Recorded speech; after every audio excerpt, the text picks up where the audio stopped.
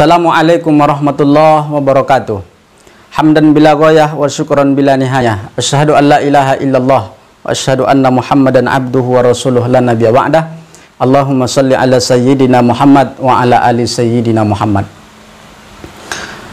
Pada kesempatan yang mulia ini kita membahas tentang ikhlas dalam beramal. Bapak Ibu yang dimuliakan oleh Allah Subhanahu wa taala, ada dua orang pemuda tinggal di perumahan yang sama, bekerja di kantor yang sama, istrinya sama-sama satu, anaknya sama-sama dua, gajinya sama dan pendapatannya sama. Bapak Ibu yang dimuliakan oleh Allah Subhanahu wa taala, berangkat ke masjidnya sama, tapi oleh Allah Subhanahu wa taala mereka mendapatkan pahala yang berbeda. Si A mendapatkan pahala yang banyak, sedangkan si B mendapatkan pahala yang sangat sedikit. Apa bedanya? Adalah perkara ikhlas di dalam hati. Si A berangkat sholat murni keinginannya karena Allah Subhanahu wa taala, sedangkan si B sholat karena dia malu dengan mertuanya. Maka itulah yang mendorong dia agar berangkat sholat. Semuanya sama, hartanya sama, istrinya sama-sama satu, anaknya sama-sama dua, penghasilannya sama-sama, berangkat ke masjidnya sama-sama, pulangnya sama-sama, dapat di rakaat yang pertama tapi mendapatkan pahala yang berbeda. Artinya apa? Cerita yang singkat ini menghantarkan pemahaman kita betapa pentingnya niat di dalam hati, betapa pentingnya niat di dalam pelaksanaan ibadah, ikhlas dalam beramal. Bapak Ibu yang dimuliakan oleh Allah Subhanahu wa taala, yang pertama, kita disuruh oleh Allah Subhanahu wa taala ketika beribadah, ketika kita cerita ibadah, maka kita diminta oleh Allah Subhanahu wa taala untuk ikhlas dalam hati.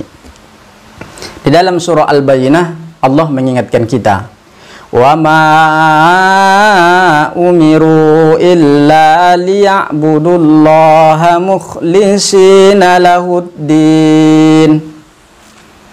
Tidak aku perintahkan mereka untuk beribadah menyembah kepadaku kecuali dalam keadaan ikhlas, kata Allah Subhanahu wa taala, mukhlishina lahuddin, ikhlas dalam beragama.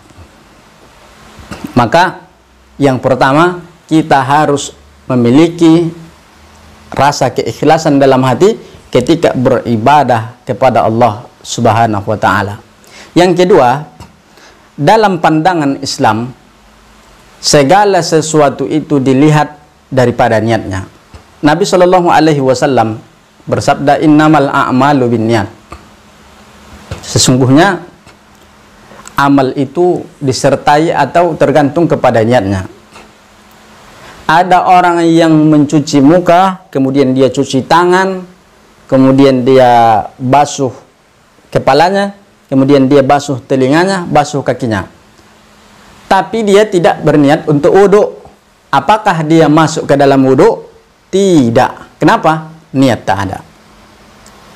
Ada orang yang berenang.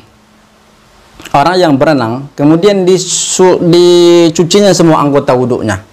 Tapi dia tidak ada niat untuk wudhu. Apakah itu disebut wudhu? Tidak. Ada orang yang tak makan-makan dari jam 4 sahur, dia tak makan-makan lagi sampai orang berbuka puasa, baru dia puasa. Tapi dia tidak niat. Tapi dia niatnya bukan puasa, niatnya untuk diet. Apakah dia dikategorikan puasa? Tidak. Tapi dia dikategorikan dengan niat. Maka niat ini luar biasa.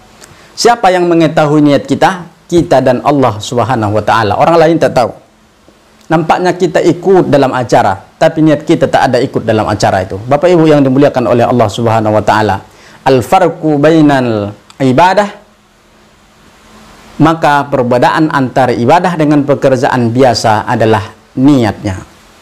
Bapak Ibu yang ketiga yang dimuliakan oleh Allah Subhanahu wa taala, semua manusia bisa digoda oleh iblis. Yang beribadah bisa digoda oleh iblis, yang kaya bisa digoda oleh iblis, kecuali satu, illa ibadikal mukhlasin, kami tak bisa menggoda hambamu yang ikhlas. Begitulah penuturan iblis kepada Allah Subhanahu wa ta'ala. Maka kalau tidak ingin digoda oleh iblis, maka kita perbaharui niat kita ikhlas kepada Allah Subhanahu wa ta'ala. Kemudian yang terakhir, yang keempat, 4 nasihat Nabi kepada Abu Dzar Al-Ghifari. Ya Abu Dzar, wahai Abu Dzar, hujis sapinah fa innal bahra amiqa wa khujiz zada kamilan fa innas safara ba'id wa khaffifil himla fa innal uqubata qunut wa khlisil amala fa innan naqida basir. Wa khlisil amala, ikhlaskanlah niatmu dalam melaksanakan sesuatu, wahai Abu Dzar, fa innan naqida basir, maka sesungguhnya yang menilai itu adalah Allah Subhanahu wa ta'ala. Ketika berangkat ke masjid, malaikat hanya mencatat di tangan kanannya. Tapi masalah kita ikhlas tidak ikhlas, malaikat tak tahu, dia hanya mencatat. Siapa yang tahu? Basir, Allah Subhanahu wa ta'ala, yang melihat ke dalam hati kita yang paling dalam.